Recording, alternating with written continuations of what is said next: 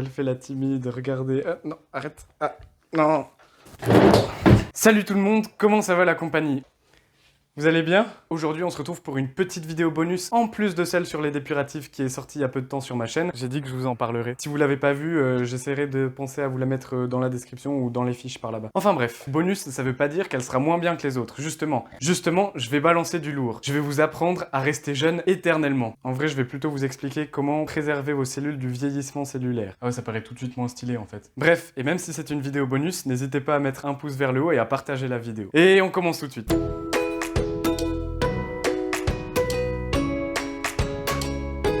Comment parler du vieillissement cellulaire si on ne parle pas des radicaux libres ? Ils proviennent essentiellement de la respiration cellulaire. C'est quand les cellules, elles vont faire de la plongée sous-marine dans les néphrons, et du coup elles prennent leur masque de plongée pour respirer.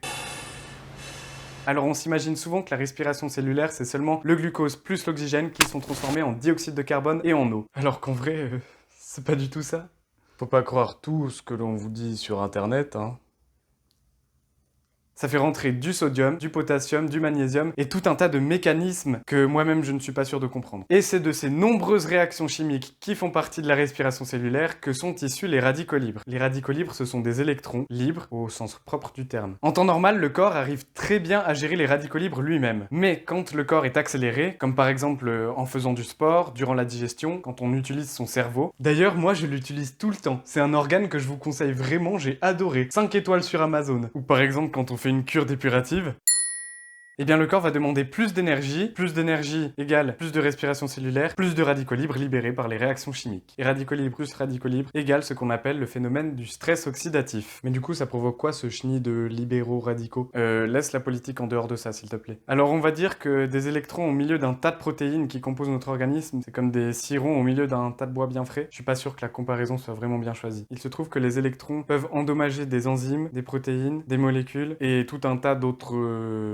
trucs et les empêchent de remplir leur taf correctement. Ils peuvent même s'attaquer à l'ARN ou l'ADN. Et du coup, quand une cellule est beaucoup trop endommagée, elle devient infonctionnelle et on appelle ce phénomène le vieillissement cellulaire. En fait, ce phénomène est comparable à n'importe quel type d'usure, sauf que là, c'est de l'usure biochimique. Mais alors ça veut dire qu'on va tous mourir ? Mais comment on fait pour résister à ça ? C'est quoi le secret ? Vas-y, dis-nous ! Eh bien, la nature a plutôt bien fait les choses parce que certains aliments contiennent ce que l'on appelle des antioxydants. On dirait le nom d'un produit de nettoyage. Antioxydants. Ah ouais, c'est pas mal. Ce sont des aliments qui contiennent des substances comme la théophyline ou la théobromine, de la vitamine A, E ou C, ou des oligoéléments comme le sélénium ou le zinc. Ces nutriments vont faire office de bouclier pour que les électrons libres ne détruisent pas les autres protéines utiles au fonctionnement de la cellule. Du coup, je vous présente mon top 6 des aliments qui contiennent des antioxydants. À commencer par le chocolat noir à plus de 70%, le thé vert ou le thé noir, le café aussi, les myrtilles ou le cassis, les chips au vinaigre aussi, ou le top du top, les baies d'aronia. Voilà, maintenant je crois que vous savez tout sur les antioxydants. Si vous avez des questions, n'hésitez pas à me les poser dans les commentaires et je vais essayer d'y répondre au mieux. Des questions en lien avec la vidéo, hein, pas sur les phoques en Antarctique. Ça m'arrangerait. Bon voilà, je tiens juste à préciser encore une chose, c'est pas en mangeant une tonne d'antioxydants que vous allez pouvoir rajeunir ou préserver votre organisme de la vieillesse. Si vous voulez savoir en quelle quantité les manger, moi je me référerai plutôt à la bonne vieille pyramide alimentaire. Après c'est à vous de savoir si le chocolat noir c'est une sucrerie ou un légume. Et si c'était vraiment ultra miraculeux, je vois pas pourquoi on aurait fantasmé sur la fontaine de Jouvence pendant des siècles et des siècles. Après c'est vrai que la découverte des antioxydants ça date que de 1980. Maintenant je crois que vous savez vraiment tout, abonnez-vous et on se retrouve la prochaine. Ciao la compagnie.